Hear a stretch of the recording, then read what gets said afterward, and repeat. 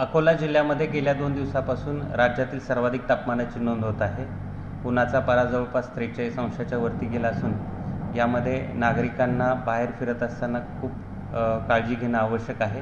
उष्माघातापासून बचावासाठी नागरिकांनी काय काळजी घ्यावी यासाठी जिल्हा प्रशासनानं यापूर्वीच मार्गदर्शक सूचना निर्गमित केल्या आहेत. नागरिकांनी दुपारच्या वेळेस घराबाहेर पडणं शक्यतोवर टाळावं. अत्यावश्यक काम असल्यासच घराबाहेर पडावं. लहान मुले, वृद्ध, महिला, पुरुष यांनी देखील घराच्या बाहेर या दुपारच्या वेळेत पडणं टाळावं. तसेच जे पण व्यक्ती बाहेर असतील त्यांनी स्वतःला अधिकाधिक पाणी तसेच निंबू पाणी अशा प्रकारे हायड्रेटेड ठेवणं गरजेचं आहे, जेणेकरून उष्माघातापासून आपला बचाव होऊ शकतो.